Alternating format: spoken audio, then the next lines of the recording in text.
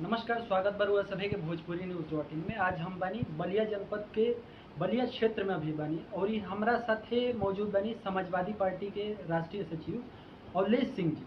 आई यहाँ से आज हमने के कुछ खास बातचीत कर जाओ और जानल चाहल जाओ कि जौन आजम खान जी के अभी रिहाई भइल बाटे, एकरा विषय में लोग काफ़ी अफवाह कि वहाँ के बसपा में शामिल हो गए, एकरा पीछे का कारण? देखिए, हमने के आजम खान साहब समाजवादी पार्टी के फाउंडर मेंबर रहनी हैं और आजो बानी वहाँ के अंदर। तो हम आपके बतावल चाहते रहे कि ये सब भारतीय जनता पार्टी वाले प्रोपगंडा फैलावत, इस पे आप सब ध्यान न दिहल जाओ, आम जनता के बीच जाए जाओ और पूछल जाओ। यही भाजपा वालों को विदाई करने का काम हम सभी के नेता आदरणीय आजम खान साहब पूरे आपको बता रहे हैं, भोजपुरी समाज में सबसे अग्रसर होके आगे बढ़ेंगे और भाजपा का विदाई करने का कमा करत रही हैं।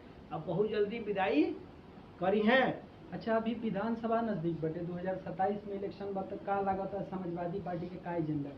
समाजवादी पार्टी के प्रचंड बहुमत से सरकार बने जावत है और भोजपुरी समाज पूरा आदरणीय हमारे नेता अखिलेश यादव जी के सब सम्मान से यह भोजपुरी समाज चाहता कि नेताजी के सरकार बने।